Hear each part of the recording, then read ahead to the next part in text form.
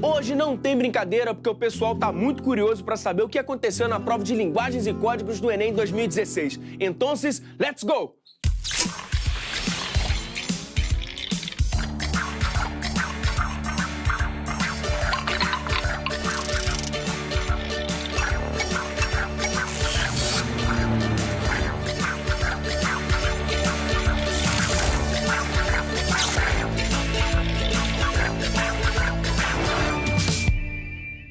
Do Enem no ar para falar de tudo que tivemos na prova de Linguagens e Códigos do Enem 2016. Para começar, vamos de língua portuguesa. Professora Tereza Cruz, tudo bem? Como vai?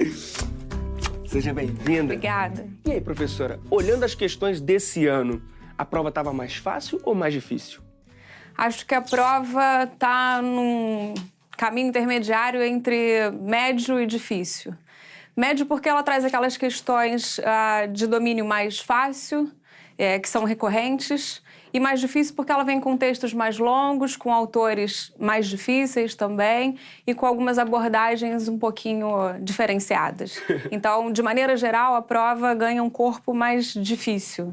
Agora, dando uma olhada nas questões em geral, haja texto. Pois é, veio com um perfil de... não naqueles modelos iniciais da prova, em que a gente tinha textos imensos, com um tempo muito reduzido para resolução, mas a gente também não veio com um modelo que era a forma mais enxuta dos anos anteriores, né, dos últimos 2 anos. Está aí também com um peso maior para os textos, um tamanho maior e uma variação que é a variação de gênero já mais ou menos esperada do Enem. Acho que a novidade dessa versão, dessa edição, é que os textos estão mais substanciais, um pouco maiores e com uma dificuldade um pouquinho ampliada também. A gente tem, por exemplo, textos da Clarice Lispector, do João Cabral de Melo Neto, que são autores, embora clássicos da nossa literatura, reconhecidamente que exigem também um nível de bagagem leitora mais de um leitor mais experiente, né? Que tenha já um conhecimento dessa linguagem específica, desse universo do qual os dois tratam, num recorte literário ali da terceira geração do modernismo. Então, em função da presença desses textos, só para ilustrar, né, essa dificuldade, acho que a prova ganha um pezinho um pouco maior. Nesse sentido, os 3 minutos para a resolução acabam ficando para trás. Tivemos algum diferencial esse ano? Acho que não. A prova desse exame nacional tem um perfil já esperado para o candidato. Em outras palavras, na prova de linguagens, o que a gente espera sempre é que haja ali um peso maior na interpretação dos textos. E, de fato, a interpretação é o que vai pesar ali e deve estar entre as habilidades do candidato. Esse ano, as questões de língua portuguesa trouxeram textos de teatro. O que você acha disso? Acho que é uma boa entrada, mas, como disse antes, não deve ser entendido como uma novidade da prova. Isso porque já faz parte desse modelo, desse formato estabelecido pelo Enem, a variação de gêneros. Então, veja que a gente tem na prova entrevistas, a gente tem poemas, a gente tem textos não verbais, e o teatro é uma composição desses gêneros variados da comunicação que a gente tem. A integração dele abre uma nova brecha de leitura, de análise, de interpretação, mas é uma proposta já esperada dentro desse viés ampliado dos gêneros comunicativos. Você tem algum exemplo, professora, desse tipo de questão, que tem um texto de teatro, essas coisas? Então, há 2 exemplos na prova. A gente, usando o caderno cinza, as questões são as questões 101 e 117. Vou ler o enunciado para a gente tentar esclarecer como é que funciona essa relação com o texto teatral na prova em análise. Então, a questão 101 diz assim: nesse trecho, que é um recorte do texto Lições de Motim, o que caracteriza Lições de Motim como texto teatral? E aí seguem-se as opções. Na letra A, o tom melancólico presente na cena. Eu queria só chamar a atenção que lá no enunciado diz, nesse trecho, o que caracteriza. Ou seja, entre as opções vão aparecer variadas possibilidades de associação com o texto teatral, sobretudo com o recorte que aparece aqui. O que eu preciso nessa questão é atentar para aquilo que, de fato, vai tornar única a possibilidade. Então, não é que as outras estejam erradas, mas acontece que elas podem aparecer em outro tipo de texto que não o teatral apenas. Inclusive, elas podem incluir aquilo que se observa nessa análise do texto aqui, mas ela não vai caracterizar, ela não vai definir, ela não vai ser um traço preponderante para que a gente caracterize esse texto como teatral e não como qualquer outro tipo de texto. Então, na letra A, o tom melancólico aparece na cena? Sim, aparece, mas isso não é característica única desse texto. As perguntas retóricas da personagem, da mesma maneira, isso pode aparecer em tantos outros textos. A interferência do narrador no desfecho da cena, isso pode ser um traço de um texto narrativo qualquer, por exemplo. O uso de rubricas para construir a ação dramática, bom, aí a gente para nessa opção, que é a letra D, porque rubrica é um traço exclusivo do texto teatral. Então, aqui a gente encontra aquele traço que caracteriza, que é predominante, que é preponderante nesse tipo de texto. Só para terminar, na letra E, as analogias sobre a solidão feitas pela personagem. De novo, eu tenho uma opção semelhante às anteriores, que são possibilidades, mas que não são exclusivas desse tipo de texto teatral. Portanto, letra D me parece a resposta mais acertada aqui. Depois a gente tem lá a questão 117, de novo, no caderno cinza, né? Eu tenho um texto não verbal que sugere a criação aí de um espetáculo, de um teatro de rua. E o enunciado diz: a principal razão pela qual se infere que o espetáculo retratado na fotografia é uma manifestação do teatro de rua é o fato de, na letra A, dispensar o edifício teatral para sua realização. Essa aqui me parece ser a resposta mais acertada, e eu queria associar essa análise aqui, essa construção dessa questão, porque ela é muito semelhante à estrutura da questão anterior que a gente acabou de analisar. De novo, eu tenho possibilidades de resposta, mas que não são exclusivas para aquele recorte que a questão pede, né? Esse é um formato de enunciado comum em concursos, não só no Enem apenas, mas é que traz as questões não só no sentido de invalidar uma resposta porque ela está errada, mas de perceber que a questão poderia estar certa se o comando ou se o texto do qual se trata fosse outro, né? Então, na letra B, eu tenho utilizar figurinos com adereços cômicos. De novo, qual é o problema aqui? Não há problema nenhum, só que não é a razão principal que me faz reconhecer essa fotografia como um teatro de rua. Na letra C, empregar elementos circenses na atuação, excluir o uso de cenários na ambientação e negar o uso de iluminação artificial. Então, enfim, é só a atenção para o enunciado no sentido de recortar aquilo que propriamente se deseja como centro da questão, né? Agora, uma questão vizinha a 101, a questão número 100 do caderno cinza, mistura literatura com artes plásticas. E aí? Pois é, mais uma entrada dessas esperadas, né? O Enem, a prova de linguagens, é uma prova que vai associar o domínio da língua portuguesa, o domínio da literatura brasileira, expressão corporal. Então, a gente tem mesmo as artes, de maneira geral. Então, essa questão aqui é uma abertura que mostra como funciona esse domínio da área de linguagens, né? Não basta o domínio da língua portuguesa nem da literatura, mas compreendendo o fenômeno artístico como uma questão mais ampliada. A questão número 100 do caderno cinza confirma isso. Eu tenho aí, então, um texto não verbal e eu tenho depois um fragmentinho que são, na verdade, duas maneiras de autorretrato, né? O autorretrato escrito e o autorretrato visual. E aí o enunciado diz também assim: na imagem e no texto do romance de Marguerite Duras, os dois autorretratos apontam para o modo de representação da subjetividade moderna. Aí a questão fundamental aqui, né? O termo, o conceito principal sobre o qual o candidato deveria ter-se. Na pintura e na literatura modernas, aí a associação, a aproximação entre duas modalidades de arte, o rosto humano deforma-se, destrói ou fragmenta-se em razão e as opções se seguem. Aqui também, né? Então, lá em cima, a questão da subjetividade moderna deve ser o orientador conceitual dessa questão, e depois o rosto humano que deforma-se, destrói-se, fragmenta-se em razão do quê? Bom, na letra A, a adesão da estética do grotesco herdada do romantismo europeu que trouxe novas possibilidades de representação. Não sei, talvez, pode ser uma possibilidade. Na letra B diz, das catástrofes que assolaram o século XX e da descoberta de uma realidade psíquica pela psicanálise. Aí, se eu tinha alguma dúvida, alguma possibilidade, porque o grotesco compõe mesmo o romantismo, na letra B essa questão fica esclarecida, porque aí eu tenho as duas associações lá entre a questão da subjetividade e o rosto que se deforma. E a psicanálise e essa realidade descoberta aí, né, a associação, a integração entre o mundo que me cerca e como isso interfere na minha subjetividade, na minha visão, na minha percepção de mim mesmo, é o que associa os dois fragmentos aí, os dois autorretratos.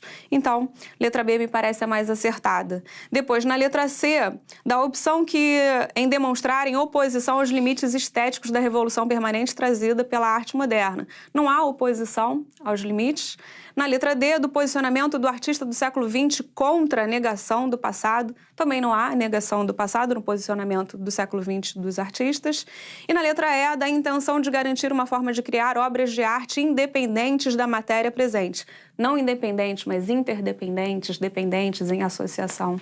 Enfim, acho que é isso. Professora, muito obrigado pela ajuda, de verdade, viu? Mais uma vez. Eu que agradeço o convite, bom estar aqui com vocês e parabéns pelo programa. Poxa, a gente que agradece, professora. E agora, para falar de espanhol, professor Antônio Ferreira, e para falar de inglês, professor Felipe Ferreira, por favor.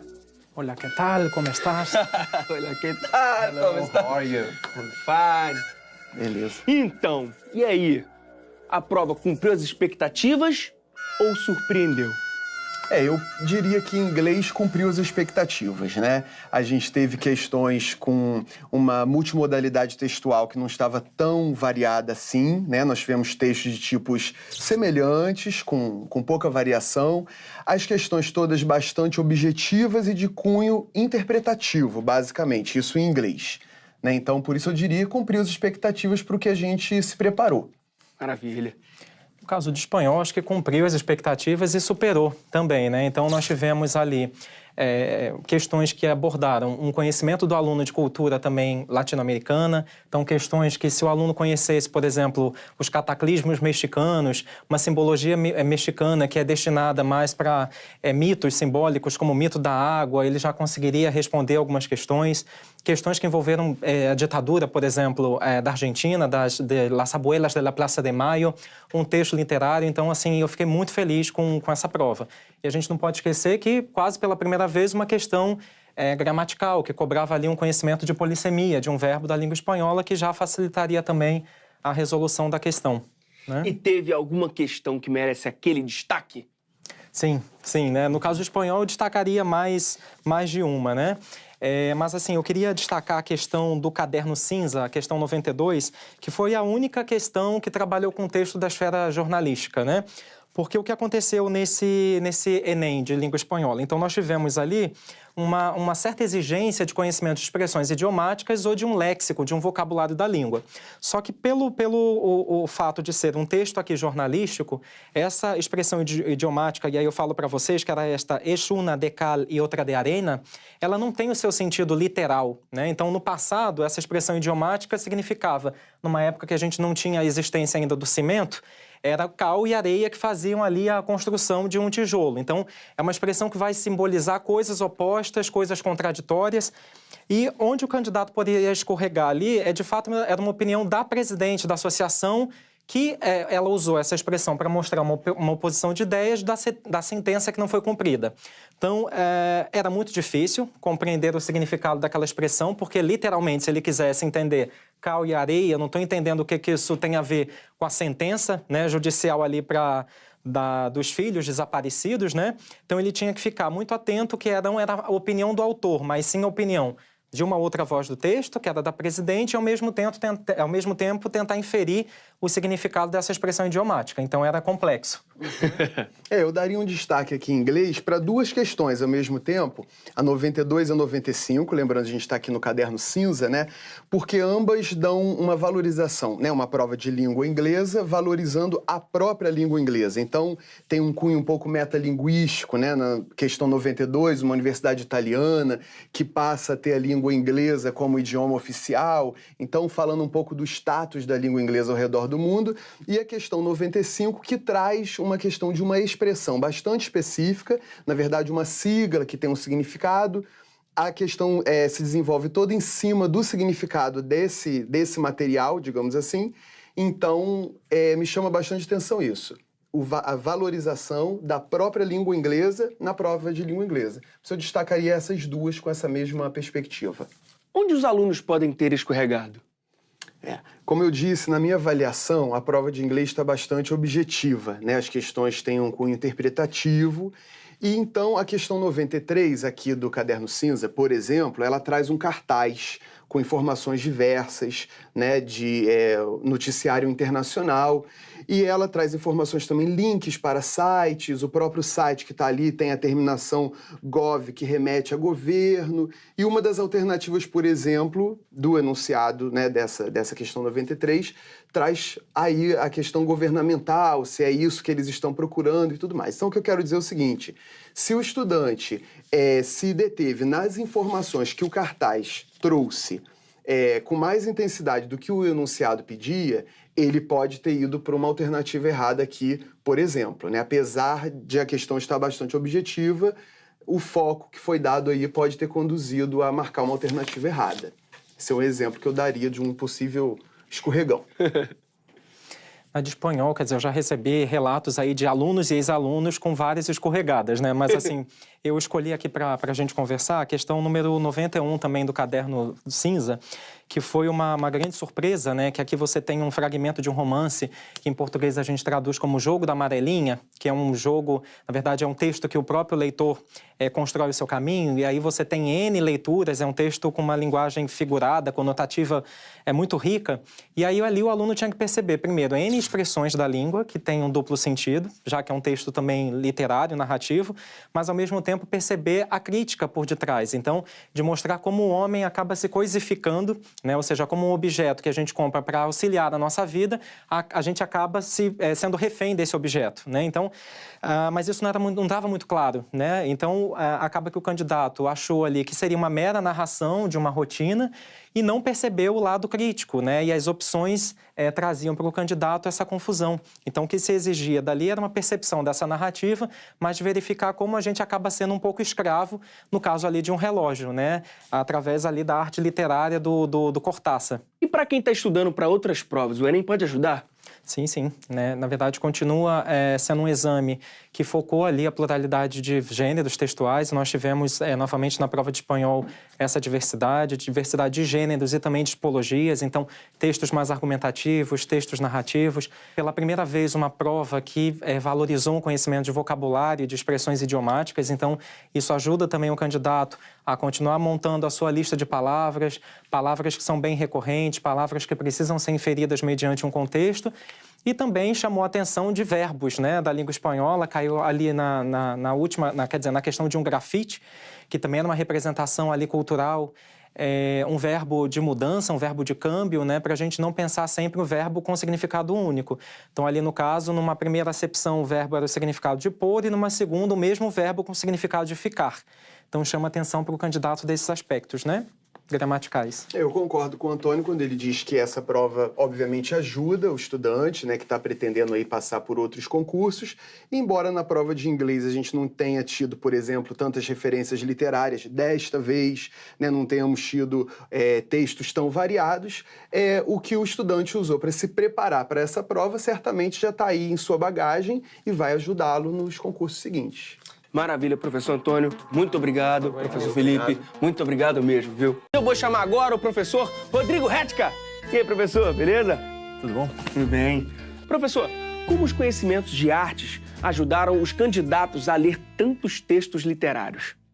Então, nas aulas de artes, a gente não fica preso só à interpretação da linguagem artística em si. A gente sempre parte para a ideia do contexto histórico onde a arte está inserida, né? Isso daí é sempre muito importante para você conseguir uma interpretação, para você conseguir entender o que aquele artista está fazendo. Então, quando você aprende muito sobre o contexto artístico e a produção cultural daquela época, logo você consegue responder tanto questões de artes, você se conecta com a questão da música, você se conecta com a questão da literatura, porque você entende o espírito da época, né? E isso é direcionado na prova. Além de literatura, como você também disse, teve letra de música, é isso? Sim, como era esperado, o Enem sempre traz algumas questões que envolvem letras de música de um modo geral, né? A gente teve Chico Buarque, da outra vez que eu estive aqui a gente comentou sobre a questão da Tropicália e tal. O Chico Buarque não é da Tropicália, mas tá ali perto, né? Aquela MPB combativa dos anos 60, 70, né? Que trabalha ali a questão da metáfora, né? Tá toda envolvida na questão. A gente teve o Túlio Piva, que teve ali envolvido com o samba, né? Então tem toda essa relação de interpretação de letras também nessa prova de linguagens. Agora, de modo geral, professor, o que você achou da prova? Olha, a prova ela ficou bem dentro daquilo que a gente acompanhou, né, nos últimos anos, o aparecimento das questões de artes, né, o jeito que as questões estavam sendo abordadas, dando foco muito grande na questão da arte contemporânea, que também já era meio que previsto, né, o Enem ele sempre vai pegando esses artistas de destaque, né, o Prêmio Pipa acaba se mostrando um grande norteador para a escolha, né, dos artistas. A gente teve artista que ganhou o Prêmio Pipa, que estava no Enem de novo, acho que é a terceira vez que isso acontece, se não me engano, nos últimos 5 anos. Então, era ali dentro do que o Enem já estava fazendo, estava construindo já, né? E aí, professor, mais arte mundial ou arte brasileira?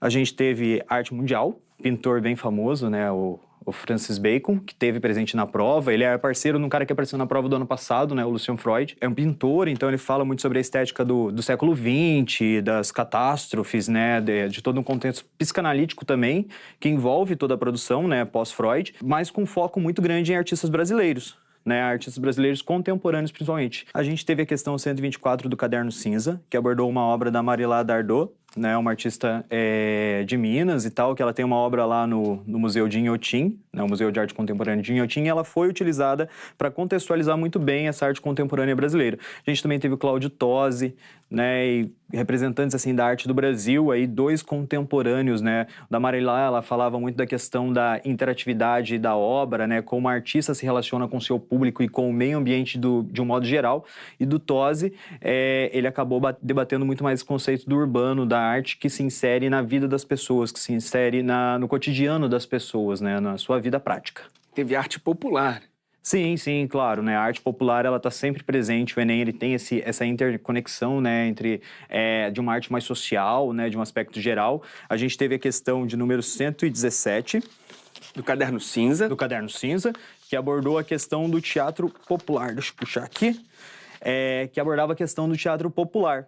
Né? E daí ele debatia ali os elementos que compõem esse teatro popular, né? O que é necessário para um teatro acontecer, mesmo que ele aconteça na rua, inserido ali na vida das pessoas, né? E também é bem interessante para a gente pensar na linguagem artística, não só no seu contexto histórico de um modo geral, mas como ela se manifesta no mundo. Mais algum destaque, professor? Sim, sim, a gente teve uma questão que abordou o cinema, né, que falou ali um pouquinho do filme A Menina de Ouro, né, do Clint Eastwood, usou ela para contextualizar uma questão, né, que falava ali sobre a mulher e o esporte e essa relação, né, que foi bem interessante, né, conectar várias áreas assim para criar uma questão em cima disso. E para quem vai fazer outras provas, professor, dá para estudar usando a prova do Enem? Olha, não só acho que pode, né, mas também deve, porque o Enem ele traz, né, um grande aparato não só nessas questões de linguagens e códigos, mas também de matemática e das outras disciplinas em si. E se a gente pensa em arte específico, né, a gente tem que dar uma atenção especial. Alguns vestibulares eles cobram várias leituras, né, artísticas diferenciadas, como por exemplo o vestibular da Universidade Federal do Rio Grande do Sul, ele cobra o disco Tropicália ao Panis et Circenses, né, que é uma obra ali que foi produzida durante ali a época do regime militar, ali em 1960, no finalzinho da década de 60, né, se não me engano, 1968, e traz toda uma contextualização, uma análise de obra de arte, mas não só da obra de arte visual, mas musical, né, de uma maneira bem interessante, bem diferente. E o cara ali fazendo o Enem, né, o aluno fazendo o Enem, o candidato fazendo o Enem, ele consegue ter uma relação muito maior com essas obras e com essas questões. Maravilha, professor. Muito obrigado mais uma vez, viu, por toda a ajuda. Imagina, estamos aí. E você, perdeu algum programa? Corre lá no site horadoenem.mec.gov.br. Até a próxima. Eu queria agradecer os professores de videoaula da internet, do YouTube, que eles ajudaram muito, principalmente os alunos que não têm condições de fazer cursos de pré-vestibular.